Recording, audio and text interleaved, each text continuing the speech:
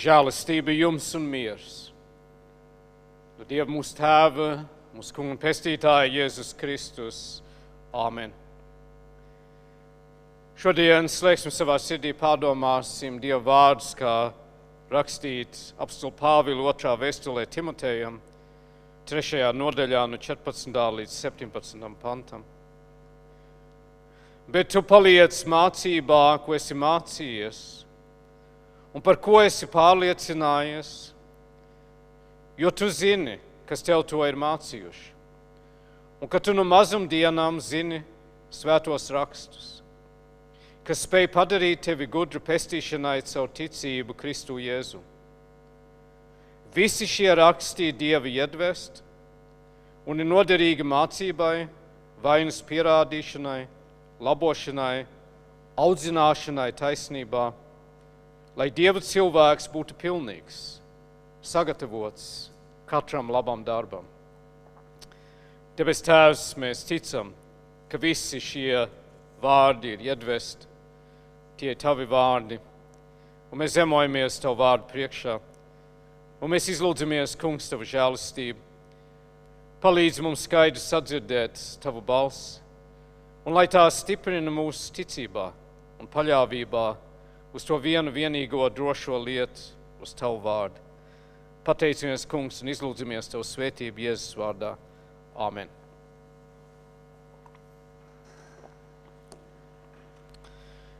Mīļie draugi Jēzu Kristu,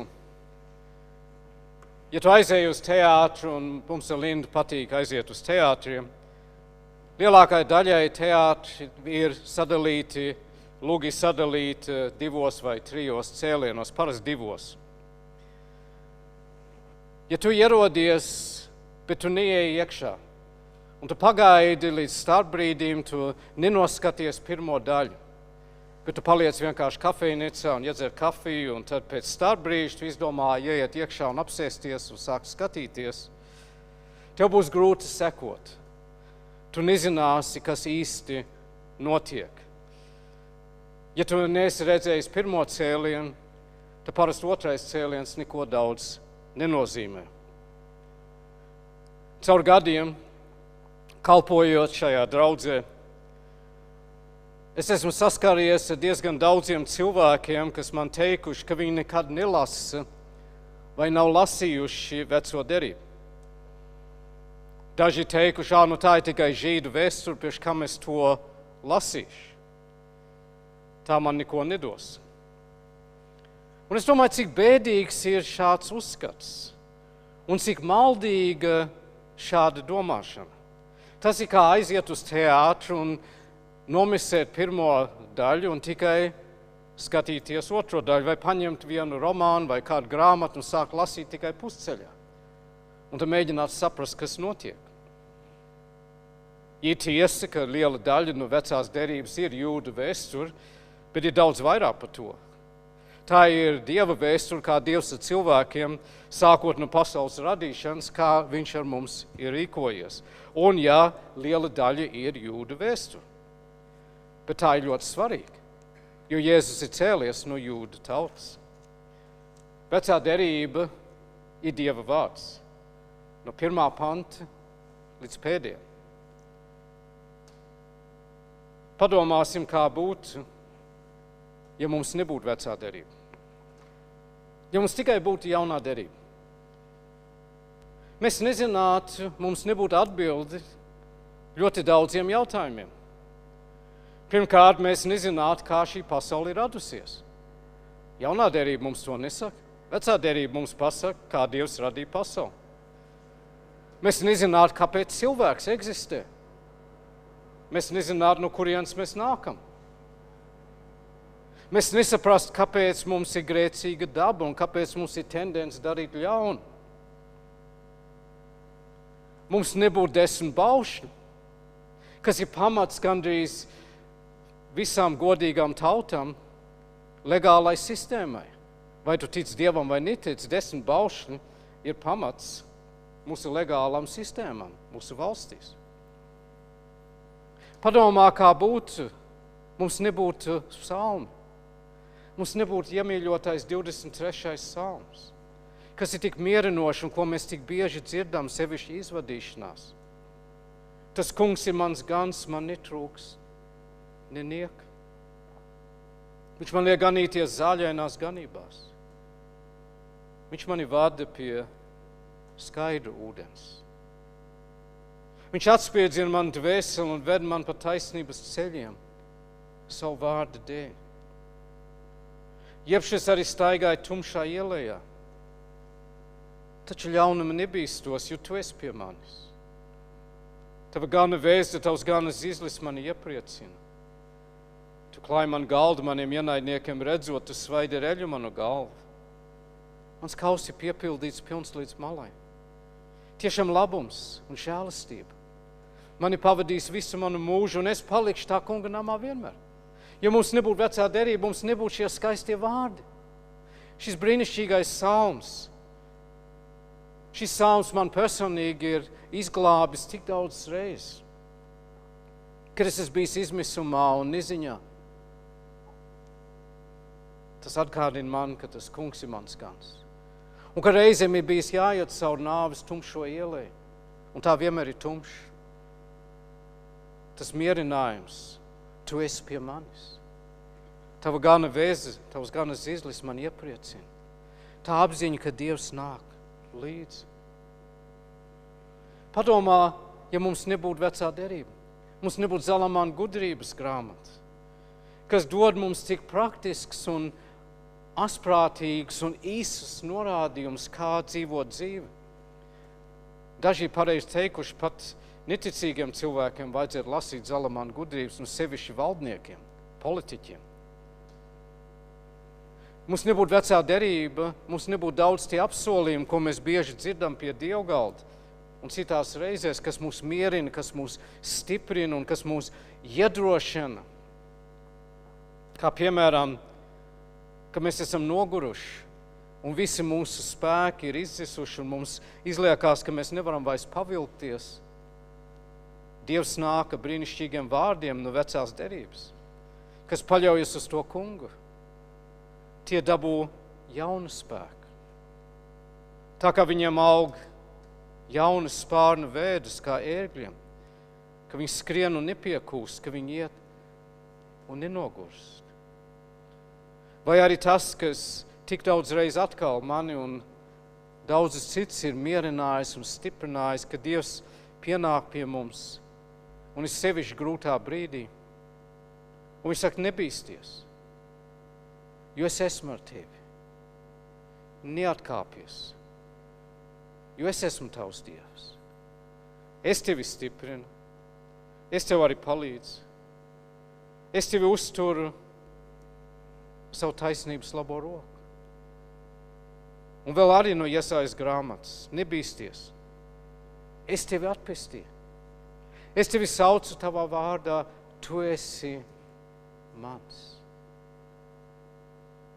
Un tad tas turpinājums, kad ies caur uguņiem un caur ūdeņiem, es būšu ar tevi. Un šie tikai daži izvilkumi no ļoti daudziem, ko es varētu jums šodien pasniegt. Ja mums nebūtu vecās derības, mums nebūtu šī bagātība. Jēzus savā mācībā citēja vai atsaucās uz vecās derības rakstiem vismaz 300 reizes. Vismaz. Un tas ir tikai, kas mums ir pierakstīts, ko mēs zinām. Ir ļoti daudz, ko Jēzus mācīja un teica, kas nav pierakstīts. Un Jānis teica, ja viss, ko Jēzus būtu teicis un mācījis, būtu pierakstīts, nebūtu pietiekoši grāmatas visā pasaulē, kas to varētu uzņemt. Bet vismaz 300 reizes no viņa vārdiem, kas mums ir jaunajā derībā, Jēzus atsaucās vai tieši citē veco derību. Tas pasaka mums kaut ko ļoti svarīgi par veco derību. Tas nozīmē, ka bez vecās derības un bez lasīšanas un iepazīšanās ar veco derību mēs daudz ko nesaprotam no tā, ko Jēzus mācīja. Un kāpēc viņš darīja lietas, kā viņš darīja. Un kāpēc viņam bija jāmirst tādā veidā, kā viņš mira. Un kāpēc visam tam lietam bija jānotiek. Jo vecajā derībā ir ļoti daudz pravietojumu par Mesiju. ļoti daudz pravietojumu par Jēzu, kas piepildījās viņa dzīvē, viņa nāvē un viņa augšām celšanās. Vārds sakot, mums ir jāņem Bībele visā visumā. Nevis atdalīts tā veco un jauno derību, mums ir jālasa visu, visi Dieva vārdi. Viss Dieva vārds ir svarīgs un ir nozīmīgs, un mums vajag viņu lasīt un pārdomāt. Mūsu pamattekstā šodien mēs dzirdām, ka Pāvils māca jaunam mācītājam Timotejam. Visi šie raksti ir Dieva iedvesti un ir noderīgi mācībai, vainas pierādīšanai, labošanai, audzināšanā taisnībā, lai Dieva cilvēks būtu pilnīgs, sagatavots katram labam darbam. Ja tu nelasi veco derību, ja tu nelasi Dieva vārdu visā pilnībā, tad tu pats neesi pilnīgs. Tev kaut kas trūks. Tev tikai pustas stāsts ir. Tas ir tā kā tas pustas teātris vai pustā grāmata. Visi šie raksti nozīmē visi. Visa Bībele. Visi Dieva vārdi ir Dieva gara iedvesti. Svētais gars ir autors visai Bībelē. Jā, viņš lietoja cilvēks savu daudziem gadu simteņiem, lai pierakstītu. Bet viņš ir tas autors. Un tas ir kāpēc vienalga, kur tu lasi, viss saskan, ja tu pareizi lasi. Ir ļoti daudz gadi starp vecās derības pēdējiem pantiem un jaunās derības pirmajiem pantiem. Vismaz 400 gadi. 400 gadi. Bet viss saskan, jo ir tas pats autors. Ir daudz un dažādi rakstītāji, kas dzīvoja daudz un dažādos laikmetos, bet ir viens un tas pats autors aiz visa tā, Dievs svētais gars. Un galvenā lieta, ka mēs lasām Dievu vārdu, ir, ka mums jāsaprot viens ļoti svarīgs pamatprincips. Un tas ir, kad Dieva vārds izskaidro Dieva vārdu. Bībele izskaidro Bībeli. Visas temats, visas jautājums, visas doktrīnas mums jāapskata no visām pusēm, ko saka Dieva vārds par to. Kad Bībele izskaidro Bībeli, tad tu atradīsi, ka nav neviena pretruna. Un viss pilnīgi saskan. Kad cilvēki ignorē šo principu, tad ir nesaskaņas un nepilnības. Problēmas rodās, kad cilvēki ņem rakstus ārpus konteksta un groza, lai vienkārši atbalstītu savas domas. Un tas ir nepareizais veids, kā pieiet pie Dieva vārda. Kad tu nāc jau ar savu spriedumu, kad tu gribi, lai viņš saka to, ko tu gribi, lai viņš saka, un tad tu mēģini to attaisnot. Tas ir galīgi aplam, bet tas ir, ko ļoti daudz cilvēku un daudz baznīcas dara. Panti, kas seko šodienas raksturvietai, ir ļoti nozīmīgi. Pāvils turpina. Tad es piekodinu Dievu un Kristus Jēzus priekšā, kas tiesās dzīvos un mirušos, viņa parādīšanos un viņa valstību minēdams, pasludini Dieva vārdus. Uzstājies laikā, nelaikā, norāj, brīdini, paskubina ar visu pacietību un mācību. Jo nāks laiks, kad viņi nepieņems veselīgo mācību, bet uzkraus sev mācītājs pēc pašu iegribam, kā no ausis niez, un novērsīs ausis no patiesības, bet piegriezīsies pasakam. Bet tu paliec skaidrā prātā visās lietās, paciet ļaunumu, dara evaņģēlistu darbu, izpild savu kalpošanu līdz galam. Tas laiks, pa ko Pāvils šeit raksta Timotejam, jau iesākās viņa laikā, bet cik daudz vairāk šie vārdi ir akurāti šodien. Mēs dzīvojam laikā, kad cilvēki negrib veselīgu mācību, cilvēki negrib dzirdēt patiesību, viņi negrib dzirdēt par Dieva baušļiem, par Dieva dusmām, par sodu, par grēku, par nāvi. Viņi tikai grib dzirdēt lietas, kas liek viņiem justies labi. kas kutina auss. Bet tas mums neder. Tas mums neder. Jānis Kristītājs, iesākot savu sludināšanu, jaunā derība iesākās ar šo vēsti. Atgriežties no grēkiem, jo debesu valstība ir tuvu klāt pienākusi. Un tas arī, ko Jēzus mācīja. Dieva vārds mums māca, ka mēs visi esam grēkojuši un ka mums trūkst dievišķās godības. Un ka grēka alga ir nāve. Bet Dieva vārds mums māca par Dieva žēlastību un mīlestību. Jēzus sacīja, un starp šiem vārdiem ir tie vārdi, ko mēs visi ļoti labi pazīstam. Un kā Mūzes paaugstinājis čūsku tuksnesī, tāpat jātop paaugstinātam cilvēku dēlam. Lai viens, kas tic viņā, iegūtu mūžīgo dzīvību, jo tik ļoti Dievs pasauli mīlējis, ka viņš devis savu vienpiedzimušo dēlu, lai neviens, kas viņam tic, nepazustu, bet dabūtu mūžīgo dzīvību. Jo Dievs savu dēlu nav sūtījis pasaulē, lai tas pasauli tiesātu, bet lai pasauli caur viņu tiktu glābta. Labas ziņas, evaņģēlijs nozīmē labas ziņas, laba vēsts, jo tik ļoti Dievs mūs ir mīlējis, ka viņš savā žēlastībā mums ir dāvājis pestītāju savu dēlu. Bet atkal bez vecās derības mēs nesaprotam, par ko Jēzus šeit runā. Kā Mūzes pacēla čūsku tuksnesī, kāds tam sakars ir ar pestīšanu? Milzīgi liels sakars, bet ja tu nelasi veco derību un tu nezini to notikumu, tad tu nesaproti, par ko viņš runā. Tu pie 40 gadu laiku, ko Izraels tauta pavadīja ārā tuksnesī, pirms viņi iegāja apsolītā zemē, viņi atkal kurnējās pret Dievu, kā viņi bija darījuši visus tos 40 gadus, kopš viņš izved viņus no Ēģiptes, un Dievam palika pa daudz. Un viņš atsūtīja dzelonīgas čūskas viņu vidū, kas sakoda ļoti daudz cilvēkus, un viņi sāk mirt.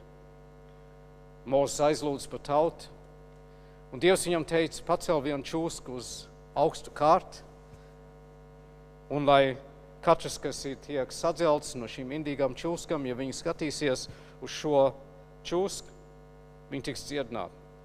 Mūzes steidzīgi no vara izveidoja čūsku, piestiprināja pie garas kārtas un uzcēla augšā tautas vidū, un katrs, kas tika iekos no indīgām čūskām, ja viņi pacēla savu skatu uz šo čūsku, kas bija piestiprināti pie šīs garās kārtas, viņi tika dziedināti, un viņi nemira. Un tas bija norādījums uz pestītāju, kas vēlāk nāks, kas arī tiks paaugstināts, piesists pie krusta, lai viens, kas raugās uz viņu, dzīvot mūžīgi. Kā Mūzes paaugstinājis čūsku tuksnesī, tāpat jātop paaugstinātam cilvēku dēlam, lai viens, kas tic viņā, iegūt mūžīgo dzīvību. Jo tik ļoti Dievs pasauli mīlējis, ka viņš devis savu vienpiedzimušo dēlu, lai viens, kas viņam tic, nepazustu, bet dabūtu mūžīgo dzīvību. Redziet, bez vecās derības mēs īsti pilnīgi nesaprastu, kas te notiekās. Mēs nesaprastu, kāpēc Jēzum bija jāmirst, kā upuri Jēram, kāpēc viņam bija jāizlej savas asiņas, un tā tālāk, un tā tālāk. Es ceru, ka mēs saprotam, ka visi Dieva vārdi ir svarīgi, un ka tas mūsos mudina to gribu iepazīties, lasīt, mācīties, iedziļināties un labāk saprast mūsu ticību. Jo visi šie raksti ir no Dieva, visi šie raksti ir Dieva iedvesti un ir derīgi, lai mēs būtu pilnīgi.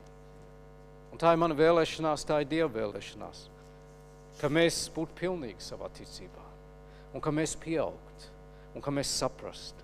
Un jo lielāka mūsu saprašana, jo spēcīgāka mūsu ticība, jo lielāks miers mums ir sirdī, un jo lielāks prieks, un jo lielāka cerība. Lai Dievs mums palīdz. Āmen.